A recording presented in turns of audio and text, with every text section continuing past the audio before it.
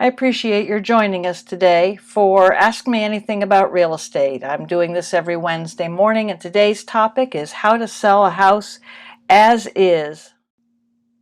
My name is Susan Pruden. I'm with Century 21 New Millennium, and I've not only been selling real estate for about 27 years, but I've lived in Cheverly for, oh heavens, probably, well, just shy of 30 years because I will have paid off my mortgage in less than a year. We do have an agenda for today's meeting to define as is. It means different things to different people depending upon where they are in the transaction. Why sellers want to sell as is. And those reasons vary, and one of the reasons that matters is it changes what opportunities may be available to them. So just what is as is? It literally means that the seller is unwilling or unable to do any repairs or fix-up before the house goes on the market. And I apologize here, I hit record a little late on the video, so I'm recreating the very beginning of this, and so you're going to hear a change in sound shortly. But basically, what is as is to a seller? Most sellers think that means that they don't want to do any repairs, they're not willing to do any cleanup or trash out. There we go. It means that if they say they don't want to allow a home inspection, that pretty much means the house will not sell. Most buyers are not willing to buy a house, particularly one that they already know needs repairs, that without a home inspection. And some sellers say, well, I'm going to give a carpet allowance or a paint credit. And that works to some degree, but usually it's not enough money to convince a buyer to move forward. So why do sellers want to sell as is? Sometimes they're just in a hurry. Maybe they're getting assigned to a new duty station. That's pretty common here in the DC area. It may be that the bank is about to foreclose. There are a lot of reasons why sellers might want to sell and be in a hurry. It might be an estate sale and they're just trying to get the estate settled. It may be that they don't have cash for repairs and they don't have any equity. That might be a situation where the buyer owes more than they can sell the house for, and that would be a short sale situation. It also might mean that there is no cash for repairs. Just the discretionary funds, particularly right now in a pandemic when we're all got other expenses. But they do have equity, and there are some solutions there that can help. And some people just want to avoid the stress of selling. Perhaps they have health issues. There's a divorce or something like that. And just adding one more thing of selling a house is just more than they can take, and they just want to get it over with. And it could be that there is a cloud on the title, which means that they might have, a buyer might not be able to get financing. So these are some of the things that I hear a lot of sellers tell me is, well, we'll start high, but then we'll give a credit for repairs and upgrades. We can always come down in price later.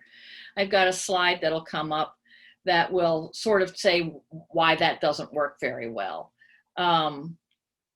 A lot of people think that buyers are desperate to find a house because right now we have 2 houses on the market in Cheverly.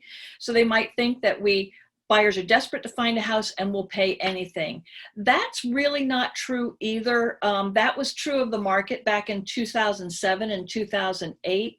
It's not true now because a lot of buyers are terrified that they're going to end up in the same situation that their family or their parents were in over 10 years ago when the market crashed.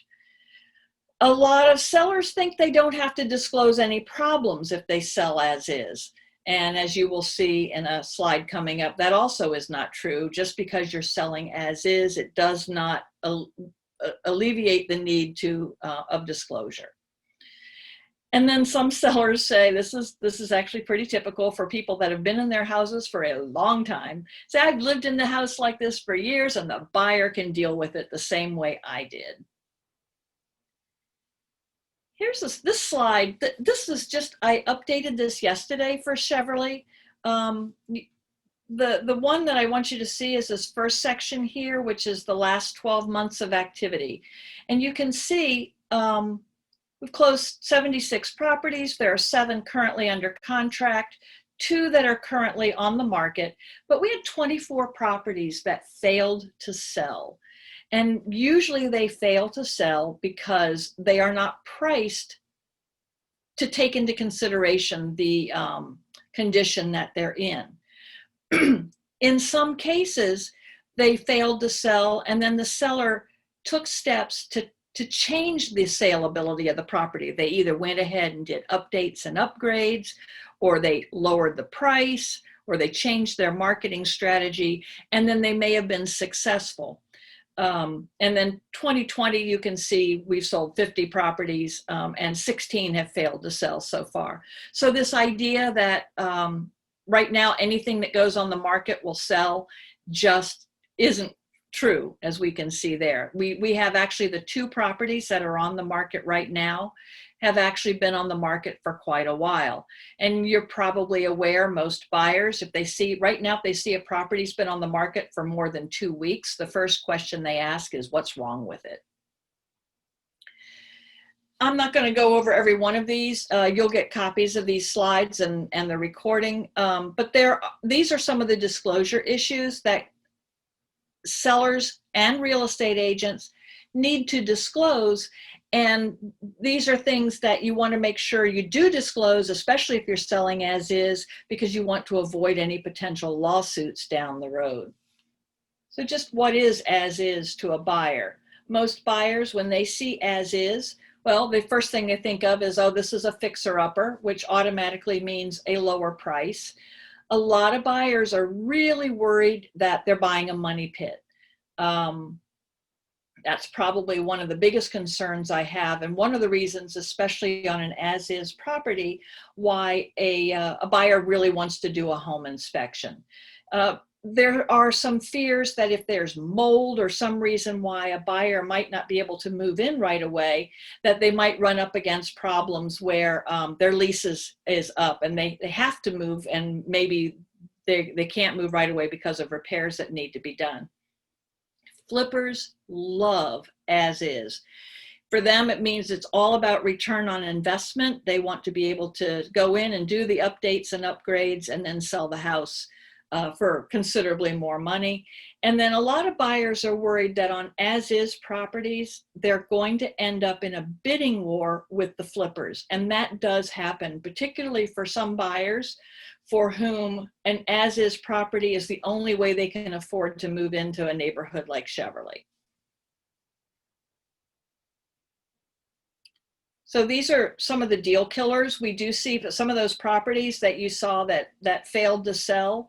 These are some of the problems that keep houses from selling. And the only way to address it, excuse me, the only way to address it is either to go back in and repair those issues or price it so that it takes, people say, okay, well, I know there's water damage or I know there's mold, but you've priced it such that I've got the equity built in that I can go ahead and fix it. So here are some of the reality checks for as-is properties. If you have chipping, peeling, flaking paint, a buyer's not going to be able to buy FHA or VA. If there are structural issues, there's all kinds of things that can pop up in an appraisal that may flag the property for a mortgage lender that says, well, I can't afford to, we can't give this mortgage. Today's buyers are afraid of it's expensive to buy a house. It's expensive to buy a house, but they're afraid that they're going to put in all this money for closing costs and down payment and then have to put a whole bunch more money into the house after the sale. And then this is not actually quite as true these days. Buyers may not have the imagination to see what the house might look like if it were updated and upgraded. HGTV has kind of changed that, but it's actually caused another problem, which is buyers come in and they go, oh, we could take that wall down and update the kitchen and we could expand this and we could do that.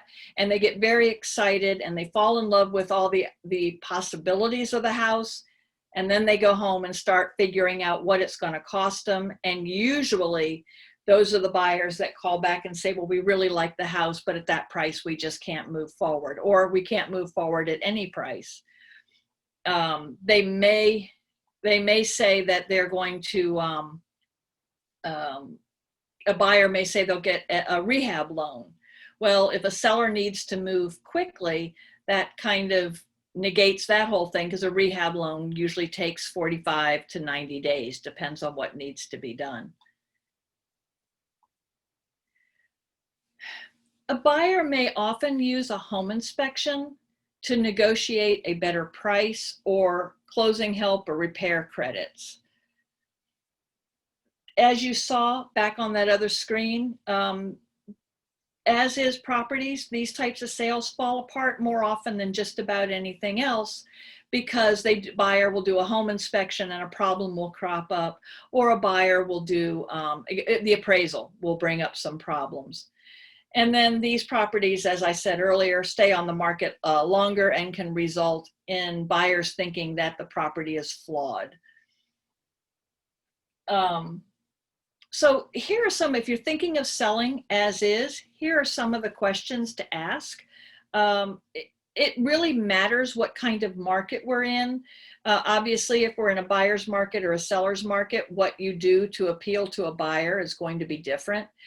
If you have major repairs that need to be done, it can definitely help to have estimates for those repairs, because it doesn't matter what the repair is, a buyer will typically estimate double what it will actually cost. So if you do have something major that needs to be repaired, providing some estimates can give peace of mind to a buyer and help them move past that issue. How much you owe may make a difference, because if you're upside down, then that's an entirely different type of sale. And that means that you also have to negotiate with the lender, your lender, on selling the property for less than is owed on it. Do you need to sell for top dollar? Some people say, well, you know what? I don't need to sell for top dollar. I'm willing to take a little bit less. I actually went through that myself recently, where I just sold a property for less than full market value because I was in a hurry. I just wanted to be done with it. And I'll get to that in a moment.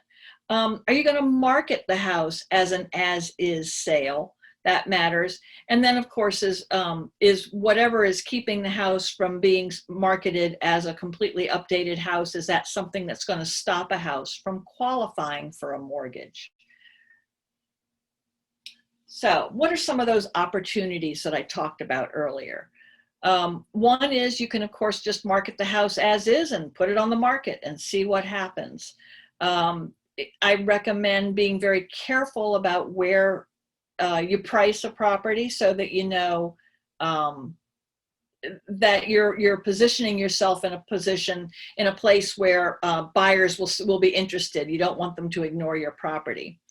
You can always use one of those "we buy ugly houses" type properties, type companies. That's what I just did. I had a property, it's been a rental property. I've owned it for 30 some years up in Frederick, Maryland. And I had a tenant in it for about 20 years. He lived in it really hard, did not take real good care of the property, and had to move out. When I went up and looked at the property and decided I was going to sink the money into it, do some rehab, do some fixing up to sell it, then I realized that the pandemic hit. Everything was pretty locked down, and I just didn't want to deal with it. So I set an as-is price for myself. I found one of those companies that gave me within $5,000 of my price. We settled in 2 weeks. I didn't have to go see anybody with that, because of the pandemic. So it worked for me. So there's nothing wrong with those companies. You just have to evaluate what the return is for you. Then there are companies like Curbio. Curbio is a pretty interesting company, and I'm going to send you a link with some information about them. Excuse me. They basically help you flip your own house and get the return on investment, and they don't get paid until you sell. So it's not a loan. They do put a lien on your property. There is a minimum amount of work. They need at least a $15,000 list of repairs But it can definitely make a big difference. They go through return on investment, and they really focus on just those items that will help you get the best resale value for your property. And in this time of COVID-19, they are also willing to put you up in a hotel room while the work is being done. They really do work with sellers. So that's a very interesting and fairly new type of business that's beginning to get into our marketplace. And then there are iBuyer companies, Zillow offers, OfferPad, there's a bunch of them out there, and they're basically sort of the new version of a bridge loan. They say, we'll make an offer on your property. You can go ahead and try and sell it on the market. You might be able to get better money for it. But if you're trying to buy something on the other end, we will help you so that you don't, we'll buy your house from you and maybe lease it back to you. The problem we're having with this right now is there are quite a few of those companies in the DC area, and for whatever reason, they don't like Prince George's County, having a really rough time finding a quality iBuyer company that will work in Prince George's County. Just talked to one yesterday that I'm trying to get some more information on, and if I do, I will share that. Again, not going to go over these individually, but these are some of the home improvements that are worth doing that will help you get top dollar for your house. It's always helpful, even if you're going to sell as is, if you can throw a fresh coat of paint on it, redo the floors or carpets if they need to be done, replace the caulking. That is a huge thing, and improve your lighting. Just even brighter light bulbs can make a big difference. And those are not very expensive things to do, but they can really improve your ability to sell the property. And then the one thing I didn't put on here is have somebody come in and do a deep clean. That's it. That's my topic for today. Who's got questions? Oh, I want to give you a quick market update. As I said, we have 2 houses on the market. Right now, houses that are in really good condition and are selling within a week are selling in the 400s to 500s. Properties that are not updated and upgraded are selling in the 300s. We've had that sort of bifurcated market for quite a while with the flipped houses and the not flipped houses. This is the real estate pond. I actually just updated this yesterday. And so you can see, if you picture our market, the best flow is going to be here at the top of the pond. These are properties that we're getting showings, but they're not getting offers. And then the stagnant mass, we don't actually have any houses in the stagnant mass right now, but we do periodically get some where they've been on the market for a year and just aren't selling. We have 2 properties, as I said, for sale right now. This is obviously where we want to be, is in this best flow, and that's the properties that are priced well, nicely updated and upgraded. I just sold a property on 59th Place. We came on the market at $399 because while it hadn't been updated in quite a few years, it was in very good condition, showed really well. We had 55 showings in 4 days. 4 buyers did home inspections before they made an offer, and we had 12 offers. So we ended up selling for $50,000 over asking. So the market is hot. It's a great market for selling in right now, but it's hard to predict because it's just a little crazy right now, especially with the pandemic. That's it. That's my report. What kind of questions do you all have for me? Well, I'll go if nobody else has questions, but mine were more kind of market related and kind of more global. But I was laid off, so we may need to broaden our places of looking for jobs and may need to relocate. With that in mind, kind of, I know spring is usually the hot market, but what's kind of the mindset on selling, you know, between now and spring if we needed to? So there's a couple. This is sort of a general idea on what time of year to sell. you're right. The spring market is just when Cheverly, it's where the whole area, everything just looks so pretty. And that's when buyers really start thinking about buying. But you're also usually up against the most competition. And buyers who are looking in the winter are usually pretty serious. You don't get many tire kickers out in the winter. So there's really not, it's not as big a difference as it used to be. It used to be you'd get lots of activity in the spring. It would come down in the summer. It would come back up in the fall and then way down in the winter. I think the internet has really changed that. And we find that the market has evened out a little bit over the year. So it really just depends on what's going on in the economy. So I don't know if that helps a whole lot, but I don't see a problem with selling at any time of the year right now. Okay. And then kind of a follow-up to that, you mentioned kind of the Sorry. You mentioned the pandemic has changed the market a little bit, but it still seems to be fairly hot right now. I mean, hopefully if we continue to kind of move out of the pandemic, would you see that kind of improving things or things staying about the same? Or I know it's hard to tell, but what's your kind of... Yeah, that's just it. There's no way to predict. I don't know what's going to happen tomorrow. So when the pandemic first hit us, everything kind of shut down. Sellers were afraid to let people into their properties. Buyers weren't so sure they wanted to go into them anyway.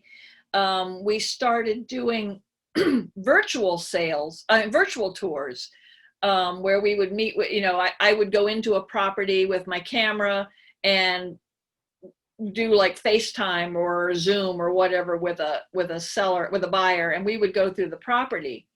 That has really loosened up a lot. A lot of sellers have gotten a lot more relaxed about having people through their properties. I know that in the past week and a half, I've shown more houses in the past week and a half than I have since March. So I think that the market is kind of easing up a little bit in terms of people being worried about the pandemic. Where that'll go, I think it's just going to depend on whether our numbers in this area go up or down. And historically, I know you showed that slide at the beginning, but kind of, do you see that kind of trend in Cheverly kind of staying about the same over the next, few years? I do. Let me see if I can. So that's the slide you were talking about, right? Yeah.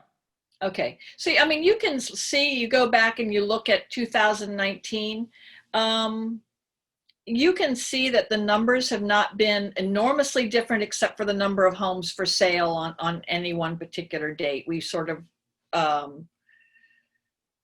I think that the odds of selling are not all that different. I think that one of the changes that we've seen is that for some of the houses that failed to sell, some of those were sellers that just said, yeah, I don't even want to deal with this right now. And they pulled their houses off the market. Some of them, I would say a good percentage of them have slowly been coming back on the market. Does that answer your question? I'm not sure. Yeah, I think so. I was just kind of, seeing if the trends you think will kind of continue to hold as far as, the odds of selling and kind of the general kind of segmentation of the different types of properties. Yeah, we really are seeing not just, this is pretty local to Cheverly. So this is just that, this is a very small market. But if I look at the larger market in the DC, Maryland, Virginia area, it is recovering. People are beginning to say, okay, so now I don't like the phrase new normal, but now that we've got this sort of established what our new real estate normal is, everyone's kind of getting back. And I think that that's just going to continue. I think people are going to start being more comfortable. I know one of the houses that when I was showing this weekend, they're only letting us in one at a time, so we don't have multiple buyers through houses at the same time. So we kind of had a little line stacked up of agents and buyers waiting to get in.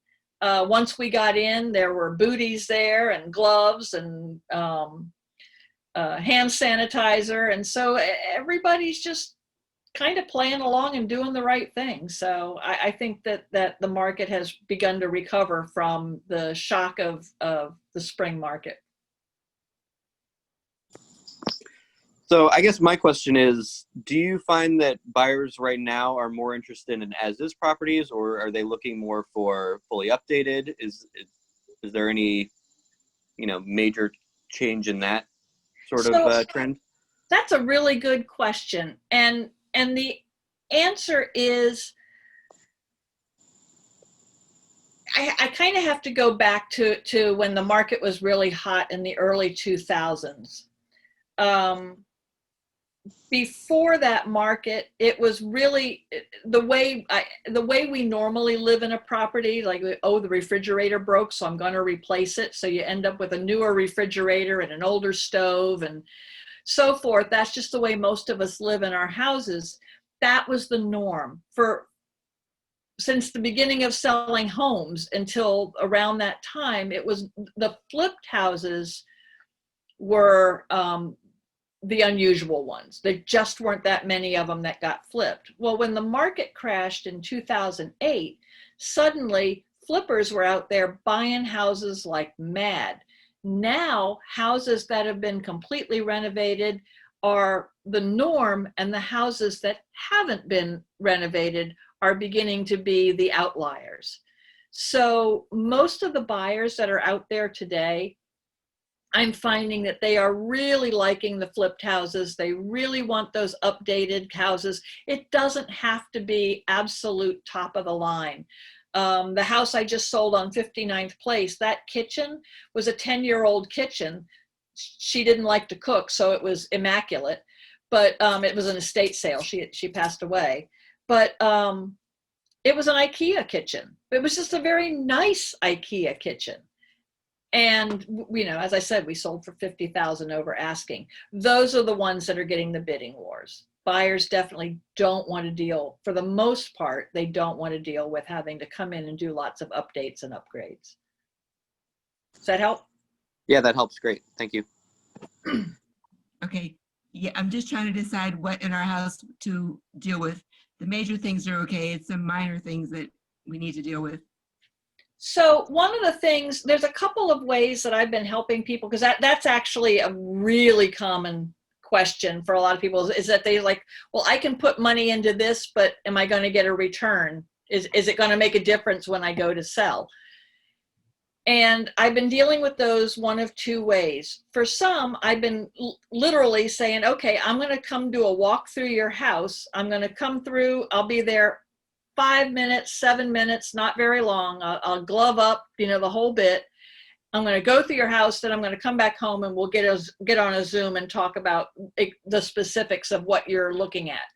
The other is to just do a FaceTime or something and walk through your house and do it virtually. And there are a lot of repairs that sellers think that they need to do. And a lot of times you just, it's just not going to make a difference. There's other places to put your money that will make a bigger difference. And usually those things are either the major components of the house, roof, HVAC, and so forth, or it's strictly cosmetic.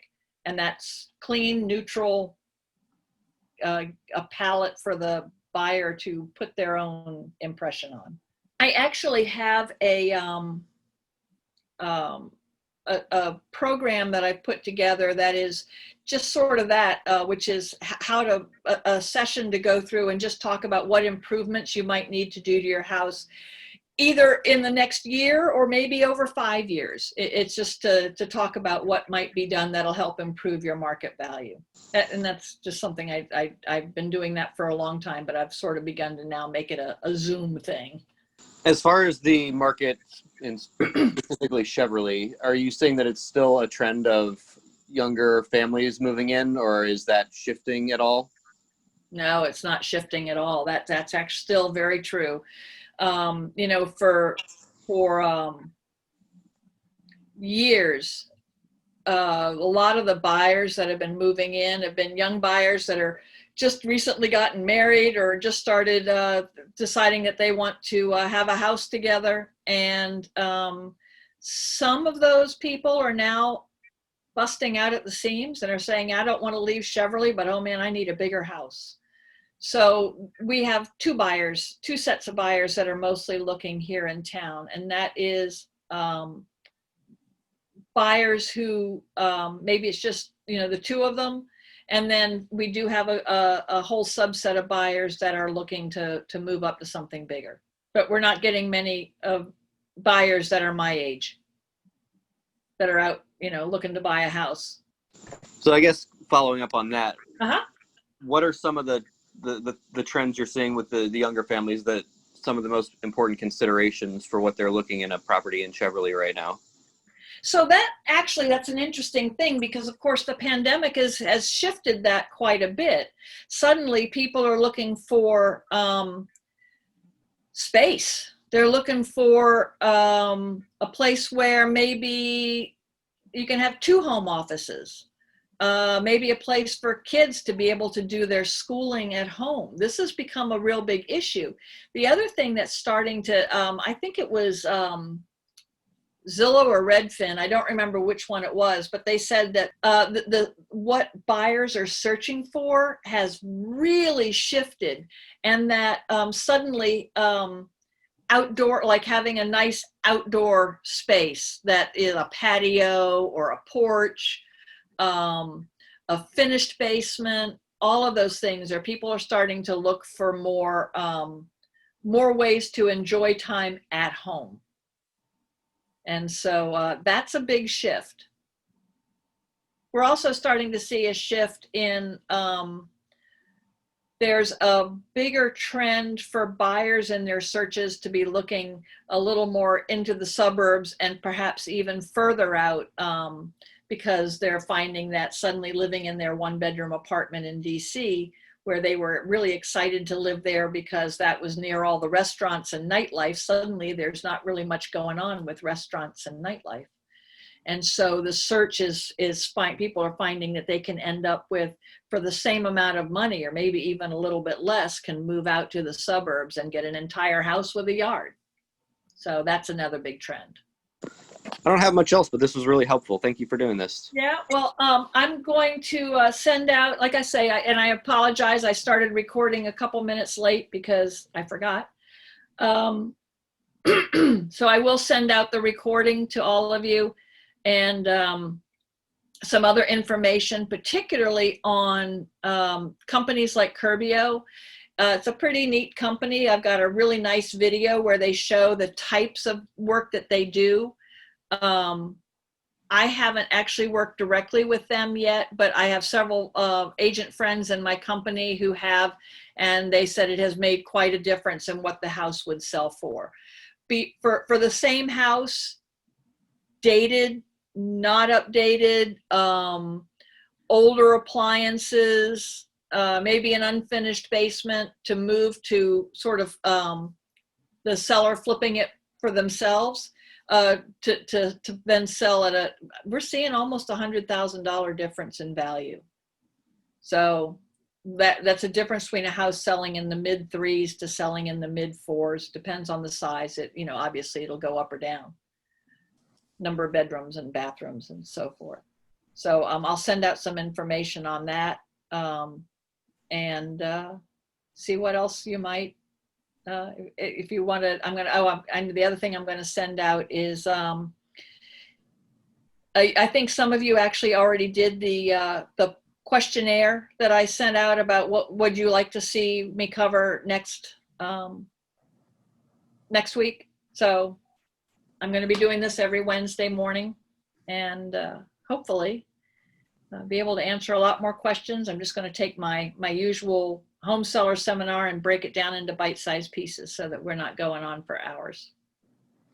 And just to follow up to the program you mentioned as far as short-term and then longer-term improvements, I assume, you being in this area for a while and kind of working with folks, you have a list of, whether it's cleaners or painters or larger contractors that you would kind of recommend working with if, we needed to do some. I do, and then also I find so some of the this is the problem with my recommending companies is that they end up getting really busy and then aren't taking on new clients.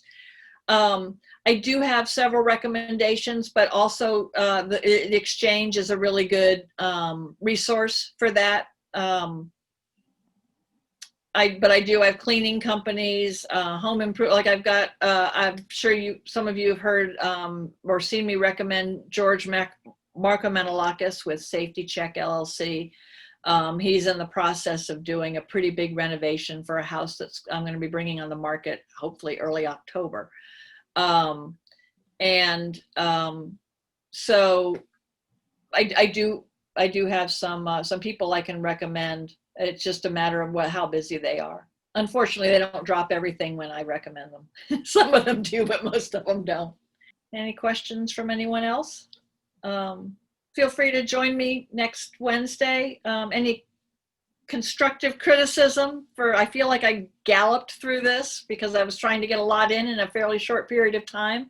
So I'm going to probably make it even more bite-sized, but that's useful. Yeah, I thought this was helpful about the right amount of information, I think, and starting out with some of the orienting, definitions and statistics, I thought was helpful. And then, did you say you're still determining what next week's topic will be, or you've already? Yeah, okay. Yeah. So I actually did a Google poll on that, and pretty much right now the biggest question most people have for next week is how accurate are the Zillow estimates and other ones that are similar. And a lot of people go check Zillow to see what's going on. So yes, it is a hobby of my wife and I'm aware of. Yep. It is for a lot of people. And it's funny because I actually had someone call me the other day and she said they wanted to refinance. And the bank said, well, Zillow says your house is only worth this. And she was really shocked that the bank was looking at the Zillow values. I've actually heard that from a few people. I hope that they're not using Zillow in place of an appraisal. So, but that's so far, that's the topic that's had the most interest in the poll. I'm going to push that out on the exchange and on Facebook and see if I can get some other people to weigh in. So I think that about covers it. I think we covered everything. We've been on for 43 minutes and I look forward to next Wednesday. I hope you'll join me. Thank you. Thank you. Yeah, thank you. Thank you. All right. Thank you. And we'll talk to you later. All right. Bye. Bye-bye. Bye-bye.